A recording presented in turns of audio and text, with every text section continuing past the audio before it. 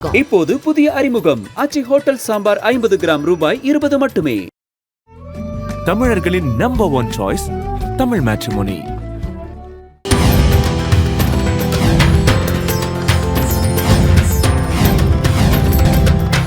ஸ்ரீசக்கரராஜ சிம்ஹாசனேஸ்வரி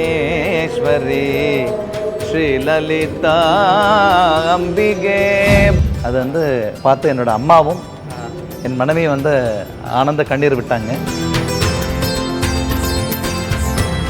என் கலந்து நின்ற மாயம் என்ன மாயம் ஈசனேன்னு அவரையே கேட்குறாரு, ஈசனையே கேட்குறாரு. அது நிறைய கச்சேரியில் உடம்பெல்லாம் சிலுக்குது பாருங்க. தெரிந்த பன்மலர்கள் எத்தனை, பாடிலே ஜபித்து விட்ட மந்திரங்கள் எத்தனை, மெண்டராய் தெரிந்த போது இறைத்த நீர்கள் எத்தனை, மீளவும் சிவாலயங்கள் சூழ வந்ததெத்தனை. ஓம் நமச்சிவாய ஓம் ஓம் நமச்சிவாய. இங்க போய் பாடினாலும் பிறந்த ஊர்ல பாடுற அந்த இன்பம் இருக்கே, அது பேரானந்தம்.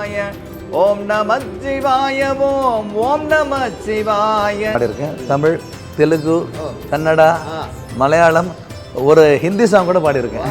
பிக் பாஸ் 4 கமல் சாருக்கு நான் தான் பாடுறேன். ராமநாமத்தோட மகிமையும் சொல்லியிருக்கு இந்த பாடல். சிவவாக்கியர் இதில் சிவன்கானது தான் மட்டும் அப்படின்னு நம்ம நினைக்கிறோம். ஆனால் அதில் ராமரை பற்றியும் சொல்லியிருக்காரு இல்லையா?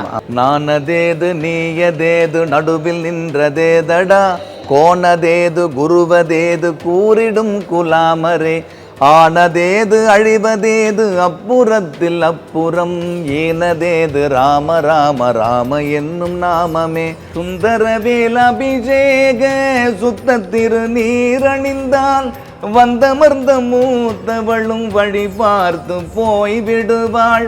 அந்த நேரம் பார்த்திருந்த அன்னை செல்வம் ஓடி வந்து சிந்தையை குளிர வைக்க சொந்தம் கொண்டாடிடுவாள். கந்தன் திருநீரணிந்தால் கண்ட பிணி ஓடிவிடும். குமுதம் பக்தி நேயர்களுக்கு வணக்கம். நம்ம இன்னைக்கு சந்திக்க போற ஒரு நபர் யாரு அப்படின்னு பார்த்தீங்கன்னா, லாக்டவுனில் கொரோனா டைமில் எல்லாரும் முடங்கி போயிருந்தோம். இந்த உலகமே அப்படியே ஆஃப் ஆகிருந்தது அப்படின்னு தான் சொல்லணும். ஆனால் ஒருத்தருடைய வாழ்க்கையில் மட்டும் பிரகாசம் வீசுச்சு அப்படின்னு சொல்லலாம். இந்த லாக்டவுனில் தான் உலகம் முடங்கினா என்ன, நான் உலகறிய செய்வேன் அப்படின்னு கடவுள் அவருக்கு அழகாக ஒரு வழிகாட்டினார். யார் அந்த நபர் அப்படின்னு பார்த்தீங்க அப்படின்னா, ஓடி ஓடி உட்கலந்த ஜோதியே அப்படின்னு ஒரு பாடல் நம்ம எல்லோரும் விரும்பி கேட்போம் இல்லையா? அந்த சிவவாக்கியர் ஐயாவுடைய பாடலை அழகாக அவருடைய காந்த குரலில் நமக்காக கொடுத்தவர் தான். அவர் யார் அப்படின்னு உங்கள் எல்லாத்துக்குமே தெரியும் இல்லையா? கோல்டு தேவராஜ் அவர்கள் தான். ஸோ அவரை தான் நம்ம இன்னைக்கு சந்திக்க இருக்கோம். அவருடைய வாழ்க்கையில் என்ன மாதிரியான மாற்றங்கள் நடந்தது அப்படிங்கிறதெல்லாம் தான் தெரிஞ்சுக்க போகிறோம். வாங்க தெரிஞ்சுக்கலாம். வணக்கம், எப்படி இருக்கீங்க? ரொம்ப நல்லா இருக்கேன். நீங்கள் எப்படி இருக்கீங்க? நல்லா இருக்கேன், ரொம்ப நன்றி. குமுதம் பக்தி நேயர்களுக்காக இன்னைக்கு உங்களுடைய அனுபவங்களை எங்கள் கூட பகிர்ந்துக்க போகிறீங்க. ஏன் அப்படின்னா, பக்தி பாடல் அப்படின்னாவே இப்போது திருவண்ணாமலை ஆகட்டும், எங்கே ஆனாலும் பக்தர்கள் மற்ற எல்லாருமே மாற்று மதத்தினர் கூட நீங்கள் பாடின அந்த ஒத்த பாடல் எல்லா மனதிலையும் இடம் பெற்றுச்சு. அண்ட் அந்த ஒரு காந்த குரல், யூனிக்கான குரல், அந்த குரலை கேட்டாவே மெடிடேஷன் நிலைக்கு போயிடுறாங்க எல்லாரும், அந்த அளவுக்கு இருக்குது. ஸோ அதை பற்றின அனுபவங்களை தான் நம்ம இன்னைக்கு எங்களுடைய நேயர்கள் கூட நீங்கள் பகிர்ந்துக்க இருக்கீங்க. நிச்சயமா. முதல் உங்களுடைய பேர் கோல்டு அப்படின்னு உங்கள் பேருக்கு முன்னாடி இருக்கு இல்லையா? ஸோ அதை பற்றியிலேருந்தே நம்ம ஸ்டார்ட் பண்ணிடலாம். நிச்சயமா. நான் சென்னை அடையாறு இசைக்கல்லூரியில் டிப்ளமோ இன் மியூசிக் முடிச்சிருக்கேன். ஓகே. அது 3 வருஷம் கோர்ஸு. எனக்கு best student award gold medal கொடுத்தாங்க. ஓகே. சினிமாவுக்கு குட்டி புலியில் வரும்போது தேவராஜ்க்கு முன்னாடி என் ஃப்ரெண்ட் எல்லாம் வாடா கோல்டு போடா கோல்டுன்னு செல்லமா கூப்பிடுவாங்க, கிண்டலா. ஓகே. இது நல்லா இருக்கேன்னு தேவராஜ்க்கு முன்னாடி கோல்ட சேர்த்துக்கிட்டேன். அதை நியூமராலஜியும் பார்த்தா வச்சேன். அது ஆண்ட புண்ணியத்துல நல்லா ஒர்க் அவுட் ஆயிடுச்சு. ஓகே. அதான் கோல்டு தேவராஜ்.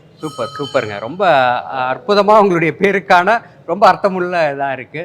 சரி, இப்போ நீங்க இந்த டிவைன் பயணம், சரியா, பக்தி பாடல் பாடிட்டு இருக்கீங்க. சினிமாவில் தான் நீங்க என்டர் ஆயிருப்பீங்க இல்லையா முதல்ல? ஸோ அதுல இருந்து இந்த பக்தி பாடலுக்கான டிரான்ஸ்ஃபர்மேஷன் எப்படி நடந்தது? நான் 2013 இசையமைப்பாளர் ஜிப்ரான் அவர்கள் என்னை குட்டி புலி படத்தில் 2 பாட்டு கொடுத்து இன்ட்ரோடியூஸ் பண்ணார். அதுக்கப்புறம் நூற்றுக்கணக்கான பாடல்கள் நான் பாடியிருக்கேன். தமிழ், தெலுங்கு, ஓ கன்னடா, ஆ மலையாளம், ஒரு ஹிந்தி சாங் கூட வா பாடியிருக்கேன். கிரேட்டுங்க. ஓகே. அப்படியே போயிட்டு இருந்தது. ஆ நிறைய ஹீரோஸ்க்கு நான் பாடியிருக்கேன். ம் விஜய் சேதுபதி சார், சசிகுமார் சார், ஆ Dhanush sir, okay. Lady super star Nayanthara madam, ஆ ஜோதிகா மேடம், ஓகே. சந்தானம் அவர்கள், ம். இப்படி நிறைய நான் பாடியிருக்கேன். ஆ. பிக் பாஸ் 4 கமல் சாருக்கு நான் தான் பாடினேன். வா ஓகே. இப்படியே பாடிட்டே இருந்தேன். ஆ இந்த கொரோனா டைம்ல வந்து ஜிப்ரான் சார் வந்து ஜிப்ரான் ஸ்பிரிச்சுவல் சீரீஸ்னு ஒன்று பக்தி பாடல்கள் சீரீஸ் ஸ்டார்ட் பண்றாரு. சரி. அதுல வந்து சிவவாக்கிய சித்தர் அருளிய ஓடி ஓடி பாடல் வந்து ஆ பாடக்கூடிய மிகப்பெரிய பாக்கியத்தை அந்த ஈசன் எனக்கு வந்து பிச்சை போட்டான்னு தான் சொல்லணும். ஓ அப்போ வந்துட்டு சினிமா டு பக்தி பாடலுக்கு வந்துட்டு அதுதான் முதல் பாடலா? முதல் பாடல் அதுதான். ஆமா. வா பாடின முதல் பாடல்லையே எல்லா இடத்துலையும் எல்லா மனதிலையும் வந்துட்டு இடம் பிடிச்சிட்டீங்க இல்லையா? நிச்சயமா நிச்சயமா. அதுக்கு வந்து முக்கியமா இறையருள் தான் காரணம் அதுக்கு. சரி. இப்போ நீங்க இசை படிச்சிருக்கீங்க அப்படின்னு சொன்னீங்க இல்லையா? அந்த அனுபவத்தை பத்தி சொல்லுங்க. உங்களுடைய பூர்வீகம் சொந்த ஊரை பத்தி சொல்லுங்க. நான் வந்து சென்னை பையன் தான் நான். ஓ இங்க பொன்னேரி பக்கத்துல பெருவாயல் கிராமம்னு ஒன்று இருக்கு. ஆ அதுதான் எங்க வந்து பூர்வீகம். அதுதான். சரி. மற்றபடி நான் சென்னையில பிறந்து வளர்ந்த பையன் தான் நான். ஆ அப்பப்போ குலதெய்வம் கோயிலுக்கு போயிட்டு கும்பிட்டு வருவேன். ஆ ஆமா. எவ்வளவு கோயிலுக்கு போனாலும் குலதெய்வம் கோயிலை போய் டச் பண்ணுன்னு வந்து உங்க குலதெய்வம் இது என்ன வந்து முனீஸ்வரர். முனீஸ்வரர். சரி சரி. சிறுவாபுரி முருகன் கோயில் இருக்கு இல்லையா? ம். அங்கிருந்து ஒரு 3 கிலோமீட்டர் பக்கத்துல பெருவாயல் கிராமத்துல முனீஸ்வரர் தான் என்னோட குலதெய்வம். குலதெய்வம். சரி. இப்போ உங்களுடைய படிப்பை பத்தி சொல்லுங்க. உங்களுடைய குருநாதர் யாரு? மியூசிக்கு எப்படி வந்தீங்க? எப்படி அதை லேர்ன் பண்ணணும்னு ஆர்வம் எங்க இருந்து வந்து? சின்ன வயசுல படிப்பு சுமார் தாங்க. ஆ 10th அப்புறமா வந்து என்ன பண்ணலான்னு பண்ணும்போது அம்மா வந்து நல்லா பாடுவாங்க சின்ன வயசுலயே. ஓ ஆமா, ஆ ஆமா. ஆ அம்மா வந்து நிறைய கீதங்கள்லாம் சொல்லுவாங்க இல்லையா? ஆமா. அதெல்லாம் பாடுவாங்க. சரிங்க. சுசிலாமாவோட பெரிய ஃபேன் அம்மா. ஓ ஓ தமிழ் உச்சரிப்பு வந்து ஆ ஓடி ஓடிலாம் சிறப்பா பாடியிருக்குன்னு சொல்றாங்க. ஆமா, ஆமா, அதெல்லாம் ஆமா. வந்து அம்மா வந்து ஆ. தமிழை வந்து அழகா சொல்லி கொடுத்தாங்க. ஓ தப்பா நம்ம பாடும்போது அது வந்து இப்போ எக்ஸாம்பிளுக்கு வந்து பிள்ளையார் சுழி போட்டு செயல் எதுவும் தொடங்கு அப்படின்னு. பிள்ளையார் கிடையாதுடா, ஆ பள்ளிக்கு வர இல்லடா, ஆ பிள்ளையார் சுழி போட்டு செயல் எதுவும் தொடங்கு அப்படின்னு அம்மா வந்து ஆ. சுழி போட்டு தொடங்கி வச்சது அப்ப குருநாதர் முதல் அம்மா தான் உங்களுக்கு நிச்சயமா இல்லையா? அம்மாதான். ரொம்ப சந்தோஷம். சரி. இப்போ அடுத்ததா பாத்தீங்க அப்படின்னா இந்த ஓடி ஓடி கலந்த ஜோதி அந்த பாடல் தான் பக்தி இதுல உங்களுக்கு ஒரு டேர்னிங் பாயிண்டா அமைஞ்சிருக்கு இல்லையா? இந்த பாடல் வந்துட்டு நீங்க பாட கூப்பிட்டோன்னே நீங்க எத்தனை தடவை அதை படிச்சு பார்த்துருப்பீங்க? ஏன்னா சினிமால இருந்து வரீங்க, ஒரு பக்தி பாடலுக்கு ரொம்ப எந்த மிஸ்டேக்கும் நடந்துடக்கூடாது, ஆமா, அதுல ஆமா, நீங்க கவனமா இருந்திருப்பீங்க இல்லையா? ஆமா. அப்படி இருக்கும்போது இந்த பாடலை எத்தனை முறை படிச்சு பார்த்தீங்க? எத்தனை டேக்ல ஓகே ஆச்சு? எத்தனாவது டேக்ல ஓகே ஆச்சு? ஜிப்ரான் சார் வந்து இது பாடும்போதே வந்து ரொம்ப முக்கியமான பாட்டா இருக்குடா, ம். உனக்கு நல்ல வந்து வரவேற்பு ம். வரத்துக்கு நிறைய வாய்ப்பு இருக்கு, ம். கரெக்டா பாடிட்டு உச்சரிப்பெல்லாம் பார்த்துக்கோன்னு சொன்னாரு. ஆ. எனக்கு சின்ன வயசுல இருந்தே நான் கவர்மெண்ட் ஸ்கூல்ல படிச்ச பையன். ம். தமிழ் மேல ஆர்வமும் எனக்கு அதிகம். ம். அதனால வந்து எனக்கு ரொம்ப இன்ட்ரெஸ்டா இருந்தது. Okay. திருக்குறள்லாம் நம்ம படிப்போம் இல்லையா? ம், நான் ஆர்வமா படிச்சு நல்லா மனப்பாடம் பண்ணுவேன் திருக்குறள்லாம். ம். அங்க ஸ்கூல்ல படிச்சது தான் வந்து எனக்கு வந்து சிவபாக்கியர் ஆ. பாட்டு பாடும்போது ரொம்ப ஈஸியா இருந்தது. ஆ. ஒவ்வொரு வரியும் நான் உணர்ந்து தான் பாடினேன். ம். ரெக்கார்ட் பண்ணும்போதே வந்து சவுண்ட் இன்ஜினியர் சொன்னார், ம். இது வந்து சவுண்டிங் ரொம்ப நல்லா இருக்கு சார், ம். ம். நல்லா இருக்குன்னு. அப்புறம் ஜிப்ரான் சார் நிறைய டிப்ஸ் கொடுத்தாரு. ம். ம். என்னன்னா ஹை பிச்சில் பாடு, ஆ. மிட்ல பாடு, ஆ. லோவில் பாடு. ஓகே. கம்போசர்ஸ்க்குன்னு ஒரு உலகம் இருக்கும் இல்லையா? ம். ம். அவங்க அந்த உலகத்துல பார்ப்பாங்க, ஆ. அதை வச்சு பார்ப்பாங்க, இந்த பாட்டு இப்படி இருக்கலாம் அப்படின்னு அவங்க ஃபிக்ஸ் பண்ணுவாங்க. ம். ம். அவங்க சொன்ன மாதிரியே பாடினேன். ம். அது வந்து ம். இவ்வளோ பெரிய ஹிட் ஆயிடுச்சு. ஆ. எல்லார் வீட்லேயும் போய் நான் வந்து அவங்க வீட்டு பிள்ளையாவே செல்ல பிள்ளையாவே மாறிட்டேன். இந்த நேரத்தில் வந்து ரொம்ப வந்து நான் சிவனுக்கு வந்து நன்றி கடன் பட்டிருக்கேன். சரி. இப்போ அதுல வந்துட்டு பாத்தீங்க அப்படின்னா நம்ம நிறைய நிலைகள் ஞானத்தை பத்தி, பிரணவத்தை பத்தி சொல்லியிருக்கு, பஞ்சாட்சரத்தை பத்தி சொல்லியிருக்கு, ஆமா ஆமா. அப்புறம் ராமநாமத்தோட மகிமையும் சொல்லியிருக்கு. இந்த பாடல் சிவவாக்கியர் இதுல வந்துட்டு சிவன்கானது தான் மட்டும் அப்படின்னு நம்ம நினைக்கிறோம். ஆனா அதுல ராமரை பத்தியும் சொல்லியிருக்காரு இல்லையா? ஆமா. அதை பத்தி கொஞ்சம் சொல்லுங்க. ராமநாமத்தை ஆ. உச்சரித்தால் அமைதி நிலவும், ம்.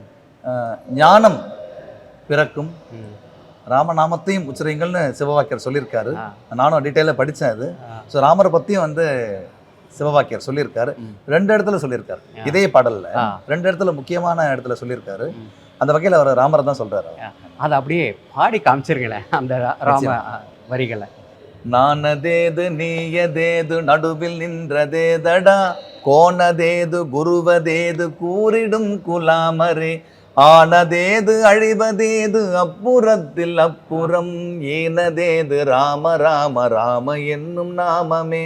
ஓம் நமச்சிவாய ஓம் ஓம் நமச்சிவாய ஓம் நமச்சிவாய ஓம் ஓம் நமச்சிவாய ஓம் நமச்சிவாய ஓம் ஓம் நமச்சிவாய ஓம் நமச்சிவாய ஓம் ஓம் நமச்சிவாய. சூப்பர். இதை கேட்கும்போது அப்படியே மனம் வந்துட்டு ஒருநிலைப்படுது. அந்த அளவுக்கு உங்களுக்கு ஒரு யூனிக்கான வாய்ஸ். நிறைய பேர் வந்துட்டு நான் சொல்லி கேள்விப்பட்டிருக்கேன், மற்ற மதத்தினர் குறிப்பாக முஸ்லீம்ஸ் கிறிஸ்டியன்ஸ் எல்லாம் பார்த்தீங்கன்னா இந்த பாடலை நாங்கள் கேட்குறோம் அப்படின்னு நம்ம பேசும்போது சொல்லியிருப்பாங்க. எங்கள் ஃப்ரெண்ட்ஸ் எல்லாம் சொல்லியிருக்காங்க. உங்கள்கிட்ட அந்த மாதிரி மாற்று மதத்தினர் வந்து உங்கள்கிட்டயே கண்டிப்பாக சொல்லி அனுபவம் இருக்கும். அதை பற்றி கொஞ்சம் சொல்லுங்கள். கிறிஸ்டின் சகோதரி அவங்க வந்து வெளியூர்லேருந்து வந்து சென்னையில் தங்கி படிக்கிறாங்களாம். என்னை பார்க்கும்போது, அண்ணா உங்கள் பாட்டை கேட்டு தான் நான் டெய்லி எந்திரிக்கிறேன், தூங்குறேன், உடம்பு சிலுக்குது பாருங்க. ஆமாம், அப்பா அம்மாவெல்லாம் விட்டு இங்கே வந்து நான் படிக்கிறேன், உங்கள் பாட்டு வந்து எனக்கு வந்து அப்பா அம்மா கூட இருக்கிற மாதிரியே இருக்குங்கண்ணா, ரொம்ப மகிழ்ச்சினான்னு சொன்ன வார்த்தை வந்து மறக்கவும் முடியாது. இன்னொன்று வந்து ஒரு முஸ்லீம் சகோதரி, ஐயா நான் வந்து ஒரு முஸ்லீமு, ஆனால் இருந்தாலும் இந்த பாட்டை கேட்டு நான் வந்து தியானம் பண்ணுறேன், ரொம்ப பாசிட்டிவாக இருக்குது, ரொம்ப மகிழ்ச்சியான நிறைய கமெண்ட்ஸ்லேயே பார்க்கலாம், எல்லாருமே கூட பார்க்கலாம். இதெல்லாம் வந்து நான் பார்க்கும்போது கண்கள் வந்து கலங்கிக்கிறது. இன்னும் நிறைய வந்து டிவைன் பாடணும், நான் பாடிக்கிட்டே இருப்பேன். உங்களோட ஆதரவு எப்பயுமே எனக்கு வேணும். கண்டிப்பாக கண்டிப்பாக கண்டிப்பாக சார். இந்த பாடலில் பார்த்தீங்க அப்படின்னா நிறைய நிலைகள், பிரணவத்தை பற்றி, பஞ்சாட்சரத்தை பற்றி, ராமநாமத்தை பற்றி, இந்த மாதிரிலாம் சொல்லியிருக்காரு. தேக நிலை அப்படின்னு சிவவாக்கியர் பெருமான் வந்துட்டு சொல்லியிருக்காரு இல்லையா, அதை பற்றி சொல்லுங்கள். அந்த பாடல் அழகாக நீங்கள் உதாரணம் சொல்கிறீங்க எல்லா இடத்துலையும் நம்ம பார்க்கும்போது. அதை நம்மளுடைய குமுதம் பக்தி நேயர்களுக்காகவும் நீங்கள் சொன்னால் நல்லாயிருக்கும், அதை சொல்லுங்கள். மண்கலம் கவிழ்ந்த போது வைத்து வைத்தடுக்குவார், வெண்கலம் கவிழ்ந்த போது வேணும் என்று பேணுவார், நம் கலம் கவிழ்ந்த போது நாரும் என்று போடுவார், எண் கலந்து நின்ற மாயம் என்ன மாயம் ஈசரே. ஒரு மண்பானை கவர்ந்துட்டா கூட எடுத்து வச்சுப்பாங்களாம் தேவைப்படுமே. வெண்கலம் வெண்கல பாத்திரம் கவிழ்ந்தா விட்டுருவாங்களா, அதை நசுங்கிட்டா கூட எடுத்து வச்சுப்பாங்க. ஆனா நம் கலம், தாயா இருந்தாலும் சரி, தந்தையா இருந்தாலும் சரி, மனைவி, கணவன், பிள்ளைகள் யாரா இருந்தாலும் சரி, நம்ம இறந்துட்டோன்னா நாற்றம் அடிக்கும், அதை எடுத்து அடக்கம் செஞ்சிருங்க அப்படின்ற மாதிரி சொல்றாரு. என் கலந்து நின்ற மாயம் என்ன மாயம் ஈசனேன்னு அவரையே கேட்கிறாரு, ஈசனையே கேட்கிறாரு. அது வந்து நிறைய கட்சியெல்லாம் உடம்பெல்லாம் சிலுக்குது பாருங்க.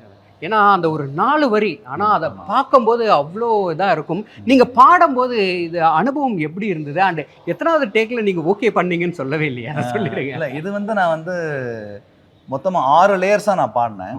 ஆமாம், இது வந்து பெரும்பாலும் இந்த பாட்டு அது என்ன ஆச்சரியமோ அற்புதமா தெரியல, பெருசா டேக்கே ஆகல. அது சிவனே எனக்குள்ள வந்து பாடதான் தான் நினைக்கிறேன். அதான் உண்மை. ரொம்ப இந்த மாதிரி கச்சேரியெல்லாம் போகும்போது இந்த பாடல் வரியில் வரும்போது வந்து நிறைய பேர் ரொம்ப சந்தோஷப்படுறாங்க.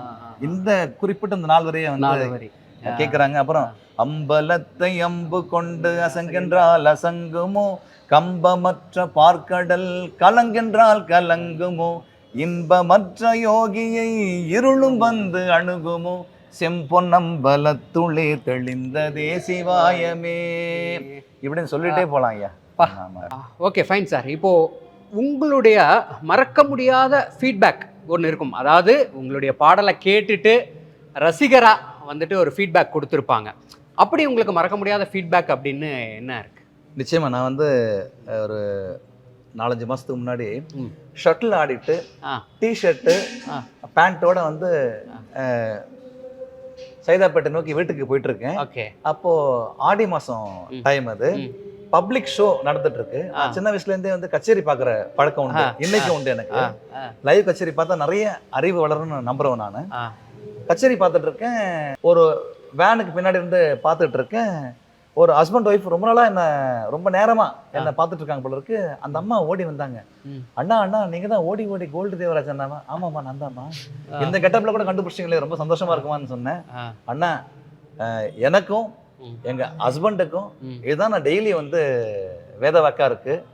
இன்னொன்னு மனம் விட்டு சொல்றேன்னா, எனக்கு அவருக்கும் சண்டை வந்தா இந்த ஓடி ஓடி பாட்டை போட்டு தான் அவரை நான் சமாதானப்படுத்துவேன்னா, எங்களுக்குள்ள இப்ப சண்டையே வருது இல்ல, அது காரணமே நீங்க தானான்னு சொன்னாங்க. நான் இல்லாம அது காரணம் இல்ல ஈசன்மான்னு சொன்னேன். இந்த ஒரு நிகழ்வை என்னால மறக்கவே முடியாது வாழ்க்கையில. இல்ல இது நிஜமாலுமே வந்துட்டு ஒரு நல்ல அனுபவம் இல்லைங்களா? ஒரு குடும்பமே வந்து சண்டை போட்டு, ஆமா ஆமா, சண்டை போட்டுட்டு பிரியற மாதிரி இருக்கும். இந்த பாட்டை அவர் போட்டாலும் சரி, நான் போட்டாலும் சரி, சண்டை வரும்போது நாங்க சேர்ந்து வர்றோம்னு சொல்லும் போது எல்லாம் வல்ல ஈசனுக்கு இதோ இருக்காரு, எல்லாம் வல்ல ஈசனுக்கு தான் என்னுடைய பெரிய நன்றி. ஓம் நம சிவாய, ஓம் நம சிவாய. அதாவது ஒரு பாடல் ஒரு வாழ்க்கையே மாற்றும் அப்படிங்கிறதுக்கு நீங்க மட்டும் உதாரணம் இல்ல, அந்த பாடலை கேட்கறவங்களுக்கும் இருக்கு இல்லையா? நிச்சயமா. உங்களுடைய குருநாதர் அப்படின்னு இசை பயணத்திலே ஆகட்டும், இல்ல ஜென்ரலா உங்களுடைய வாழ்க்கையிலே ஆகட்டும், யார் இருக்கா? அவங்களுடைய ரோல் என்ன உங்களுடைய லைஃப்ல? அம்மா வந்து என்னுடைய குருன்னு சொன்னோம் இல்லையா, அம்மாவோட தம்பி இப்போ வந்து அவர் இல்லை, அவர் வந்து அமரர் ஆயிட்டாரு.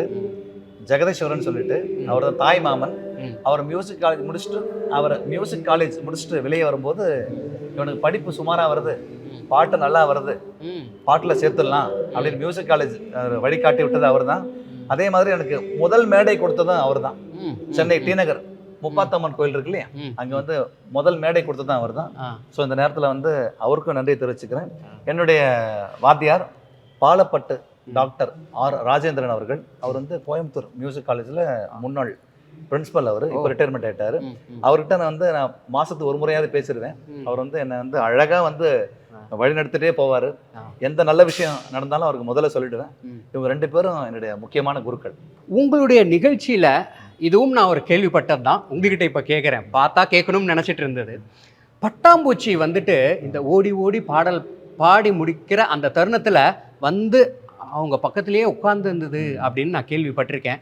அது சொல்றது உண்மைதானா? ஆமா, அதோடைய அனுபவம் பத்தி சொல்லுங்க. சமீபமா வெளியூர் நிகழ்ச்சியில வந்து ஓடி ஓடி பாட்டு ஸ்டார்ட் பண்ணிட்டு முடிக்க போறேன். முடிக்கும் போது என்னோட நண்பர், அவர் வந்து அன்பு, அவர் பேரு, பர்க்யூஷன் பிளேயரு, அவர் வந்து சங்கு ஊதி முடிப்பாரு. அவர் முடிக்கும் போது கரெக்டா ஒரு பெரிய கருப்பு வண்ணம், கருப்பு கிரே கலர் பட்டாம்பூச்சி என் பக்கத்துல வந்து உட்காருது. நான் அதை பட்டாம்பூச்சியா நினைக்கவே இல்லை, சிவனா தான் நினைச்சேன். முன்னாடியே கூட வந்திருக்கலாம். பாட்டு முடியும் போது டேய் என் பாட்டை பாடினையா அப்படின்னு பக்கத்துல உட்காந்து ஆசீர்வாதம் பண்ண மாதிரி இருந்தது. அதை மறக்கவே மாட்டேன்.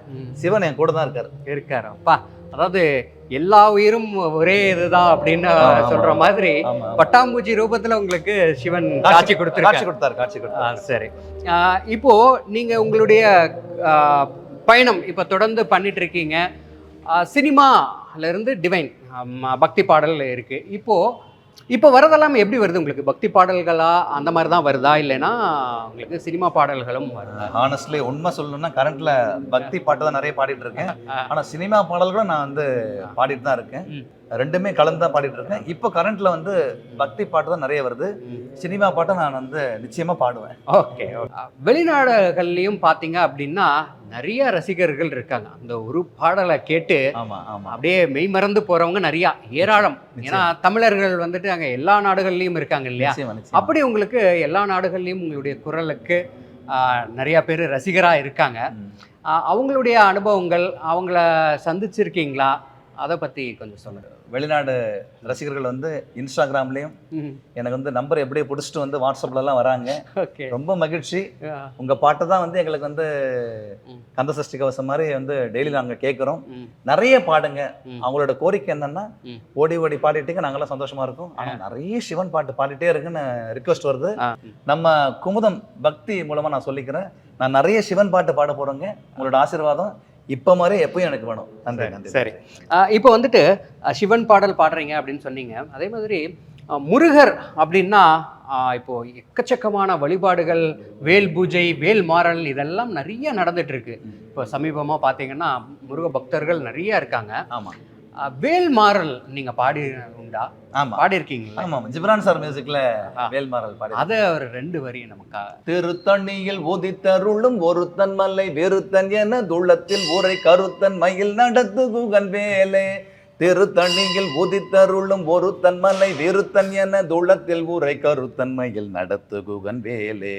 திருத்தணியில் உதித்தருளும் ஒருத்தன் மலை வெறுத்தன் என துள்ளத்தில் உரை கருத்தன் மயில் நடத்து குகன் வேலே.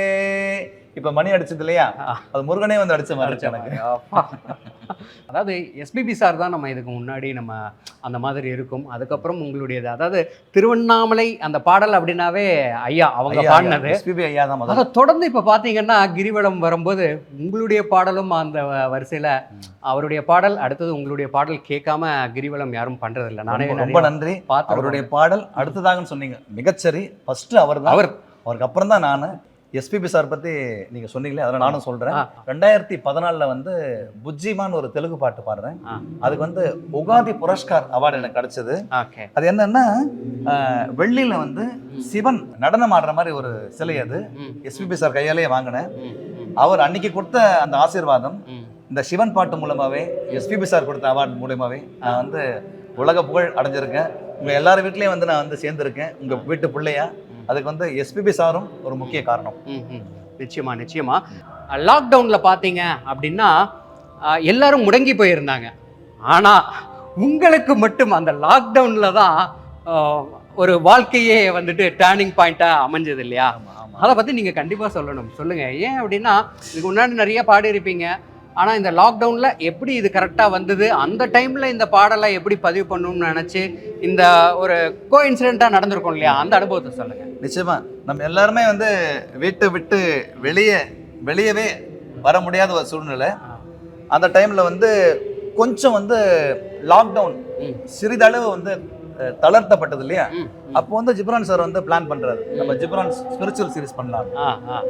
அப்போ பிளான் பண்றாரு ஜிப்ரான் ஸ்பிரிச்சுவல் சீரிஸ் பண்ணலான்னு. அதுல வந்து இந்த பாட்டு வந்து நீ பாடிடுறான் அப்படின்னு சொல்லிட்டு, அப்படி வந்து அது வந்து நான் ஈசனோட கட்டளை தான் நான் நினைக்கிறேன். அதை பாடி ரெக்கார்ட் பண்ணி அவருக்கு அனுப்புறோம். அவர் சொன்ன மாதிரியே பாடி அனுப்பணும். அவரும் ரொம்ப சந்தோஷப்பட்டாரு. மிக்ஸ் பண்ணி வரும்போது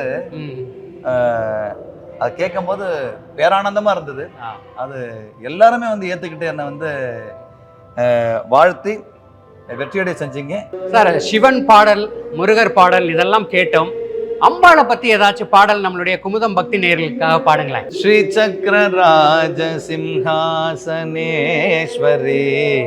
ஸ்ரீ லலிதா அம்பிகே புவனேஸ்வரி ஆகம வேத கலாமய ரூபிணி அகில சராச்சர ஜனனி நாராயணி நாக கங்கண நடராஜ மனோகரி ஞான வித்யேஸ்வரி ராஜராஜேஸ்வரி ஸ்ரீ சக்கரராஜ சிம்ஹாசனேஸ்வரி ஸ்ரீ லலிதா அம்பிகே. சார், இப்போ உங்களுடைய வாரிசுகள் அடுத்ததா பாப்பா 2 பேரும் வந்துட்டு பாடிட்டு இருக்காங்க இல்லையா? நம்ம கேட்டிருக்கோம். அவங்க எப்படி இன்ட்ரெஸ்டா எடுத்து பாடுறாங்க அப்படிங்கறத சொல்லுங்க. அண்ட் உங்களுடைய ஃபேமிலி பத்தியும் கொஞ்சம் சொல்லுங்க. நிச்சயமா. எனக்கு ஹேமசுந்தரி என்னுடைய மனைவி, 2 பெண் குழந்தைங்க. அவங்க சின்ன வயசுல இருந்தே பாட ஆரம்பிச்சிட்டாங்க. இப்பதான் ப்ராப்பரா வந்து ஒரு 2.5 வருஷமா வந்து கொயர் கிளாஸ் போறாங்க. அப்புறம் கிளாசிக்கலும் கத்துக்க ஆரம்பிச்சிருக்காங்க. என்னோட பக்தி இசை நிகழ்ச்சிக்கு அவங்கள வந்து ஒரு 10 பாட்டு ரெகுலரா பாடுறாங்க. ஓடி ஓடி எல்லாம் கோரஸ் பாடணும் இல்லையா, அதுக்கு அவங்களும் பாடுறாங்க. என்னோட ஃப்ரெண்டு மதன் சொன்ன இல்லையா, அவரு இவங்க 2 பேரும் சேர்ந்து கோரஸ் பாடுவாங்க. நிறைய பாடல்களும் 3 பேரும் பாடுவாங்க. இந்த வகையில வந்து அந்த 3 மணி நேர இசை நிகழ்ச்சிக்கு வந்து என்னோட 2 பெண் குழந்தைகளும் ரொம்ப உதவுவாங்க. என் மனைவி வந்து ரொம்ப பக்கபலமா இருப்பாங்க. என்னுடைய முதுகெலும்பே என்னுடைய மனைவி தான் சொல்றாங்க. சரி, இப்போ நீங்க பிறந்த ஊரு சென்னை அப்படின்னு சொன்னீங்க. இங்க உங்களுடைய தாயாரும் உங்களுடைய மனைவியும் சேர்ந்து ஒரு நிகழ்ச்சியை வந்துட்டு ரொம்ப மெய்மறந்து பார்த்துருக்காங்க அப்படின்னு கேள்விப்பட்டோம். அது எங்க அப்படிங்கிறது? நான் பிறந்து வளர்ந்தது திருவொற்றியூர்னு சொன்னேன் இல்லையா, அங்க வந்து இப்போ வந்து நவம்பர் மாசம் வந்து ஐயப்பன் கச்சேரி எனக்கு கொடுத்தாங்க. அங்க ரொம்ப ட்ரெடிஷ்னலான, அங்க ரொம்ப பழமையான ஐயப்பன் சேவா சங்கம் அது. நான் பாடினேன். பாடி முடிச்சு இறங்கினோடனே கிட்டத்தட்ட ஒரு 250 பேர் வந்து போட்டோ எடுத்துக்கிட்டாங்க. அது வந்து பார்த்து என்னோட அம்மாவும் என் மனைவியும் வந்து ஆனந்த கண்ணீர் விட்டாங்க. எங்க போய் பாடினாலும் பிறந்த ஊர்ல பாடுற அந்த இன்பம் இருக்கே, அது பேரானந்தம். ஒரு பக்கம் என்னோட மகள்கள் என் பக்கத்துல உட்காந்து பாடுறாங்க, என் மனைவி பாக்குறாங்க, என்னோட தாயார் பார்த்து அழறாங்க. அந்த நிகழ்வை வந்து லைஃப்ல நான் மறக்கவே முடியாது. கண்டிப்பா. ஏன்னா ஈன்ற பொழுதும் பெரிதுக்கும் தன் மகனை சான்றோன் என கேட்ட தாய் அப்படிங்கிற நிகழ்வு உங்களுடைய வாழ்க்கையில் நடந்த தருணம் அது. சிவன் தான் நடத்தி வச்சாரு. கண்டிப்பா கண்டிப்பா. எல்லாமே சிவன் சிவன் அப்படிங்கிறது தான் உங்க வார்த்தையில வருது. நான் வந்து ரொம்ப வறுமையில இருக்கும்போது ஐயா ஒரு வழிகாட்டேன்னு சொல்லி திருவொற்றியூர் தியாகராஜ சுவாமி பின்னாடி புற்றீஸ்வரர் இருப்பாரு, அங்க மனமுருகி நிறைய பாடி இருக்கேன். என்னுடைய வேண்டுதல்லாம் அவர் வந்து கேட்டுக்கிட்டு பொறுமையா இரு நடக்குன்னு சொல்லிட்டு அதை நடத்தி கொடுத்திருக்காரு. கமல் சாரும் சொல்லுவார், கௌதம புத்தர் சொல்லியிருக்காரு, வலி இல்லாமல் வாழ்க்கை இல்லை அப்படின்னு. நம்ம சின்ன வயசுல ரேடியோ எல்லாம் கேட்போம் இல்லையா ஸ்கூலுக்கு போகும்போது, அப்ப கமல் சார் சொன்ன ஒரு விஷயம் அது உள்ளே இருக்கு மனசுக்குள்ளேயே, வலி இல்லாமல் வாழ்க்கை இல்லை, அதனால் வலியை தாங்க பழகி கொள்ளுங்கள்னு கமல் சார் சொன்னது ஒழிச்சுக்கிட்டே இருக்கு. அது நடந்திருக்கு என்னோட வாழ்க்கையிலே. இன்னொரு விஷயம், நான் பாடின முருகன் சுப்ரபாதம் ஜிப்ரான் சார் மியூசிக்ல கமல் சார் கேட்டுட்டு நல்லா பண்ணிருக்கீங்க, பாட்டு நல்லா இருக்குன்னு ஜிப்ரான் சார்ட்ட சொன்னாராம். இதுவும் என்னோட வாழ்க்கையில மறக்க முடியாத ஒரு அனுபவம். சரி சரி. இப்போ நீங்க உங்களுடைய ரசிகர்களுக்கு, அப்புறம் பக்தர்கள் இருக்காங்க இல்லையா, ஆன்மீக அன்பர்கள் இருக்காங்க, ஆமா, அவங்களுக்கு நீங்க என்ன சொல்லணும்னு நினைக்கிறீங்க? எல்லாரும் அன்பா இருப்போம், அன்பே சிவம். ஆஹா, சூப்பர். ஒரே வார்த்தையில அவ்வளோ பெரிய அர்த்தத்தை சொல்லி முடிச்சிட்டீங்க. ரொம்ப நன்றி. இவ்வளோ நேரம் உங்களுடைய அனுபவங்களை நம்மளுடைய குமுதம் பக்தி நேயர்களுக்காக பகிர்ந்துக்கிட்டீங்க. நீங்க யாருக்காச்சும் நன்றி தெரிவிக்கணும்னு நினைக்கிறீங்களா இந்த நிகழ்ச்சி மூலமா? நிச்சயமாங்க அண்ணா, இந்த குரல் தான் வந்து சிவபாக்கியர் சித்தர் பாட்டு பாடின குரல்னு நான் உலகத்துக்கு தெரிய வைப்பேன்னா என்னால் முடிஞ்ச உதவியை பண்ணுவேன்னு சொல்லிட்டு என்னை வந்து ஒரு நவராத்திரியில வந்து பாட வச்சு உலக புகழ் அடைய செய்த என் உடன்பிறவா சகோதரி பின்னணி பாடகி சுருமுகி அவர்களுக்கு என் சார்பாகவும் என் குடும்பத்தின் சார்பாகவும் நான் என்றென்றைக்கும் அவருக்கு வந்து நன்றி கடப்பட்டிருக்கேன். ரொம்ப ரொம்ப அருமை. இவ்வளோ நேரம் நம்மளுடைய குமுதம் பக்தி நேயர்களுக்காக நிறைய உங்களுடைய எக்ஸ்பீரியன்ஸ் வந்துட்டு ஷேர் பண்ணிட்டீங்க. ரொம்ப சந்தோஷம். நான் இந்த நிகழ்ச்சியில் உங்களை சந்திச்சதுல எனக்கு ரொம்ப ரொம்ப மகிழ்ச்சி. ஏன் அப்படின்னா, பார்க்கும்போதெல்லாம் சில கேள்வி உங்ககிட்ட கேட்கணும் அப்படின்னு நினச்சிருந்தேன். ஏன்னா அந்த பட்டாம்பூச்சி அனுபவம் அதெல்லாம் உண்மையா இவர்கிட்ட கேட்கணும் அப்படின்னு நினச்சிட்டு இருந்தோம். அதெல்லாம் இன்னைக்கு கேட்கறதுக்கு வாய்ப்பு வந்துட்டு இறைவன் அமைச்சு கொடுத்துருந்தாரு. ரொம்ப நன்றி சொல்லிக்கிறேன். உங்களுக்கும் வந்துட்டு நன்றி, இந்த நிகழ்ச்சியில் கலந்துக்கிட்டதுக்கு நன்றி. ரொம்ப நன்றி. குமுதம் நான் கிட்டத்தட்ட ஒரு 35 வருஷமா சின்ன பையன்லேருந்தே படிச்சுட்டு இருக்கேன். குமுதம் பக்தியில என்ன கூப்பிட்டு நீங்க பேட்டி எடுத்தீங்க, ரொம்ப ரொம்ப சந்தோஷமா இருக்கு. உங்களுக்கு நன்றி. நன்றி நன்றி. இப்போது புதிய அறிமுகம் ஆச்சி ஹோட்டல் சாம்பார் 50 கிராம் ரூபாய் 20 மட்டுமே. தமிழர்களின் நம்பர் 1 சாய்ஸ் தமிழ் மேட்ரிமோனி.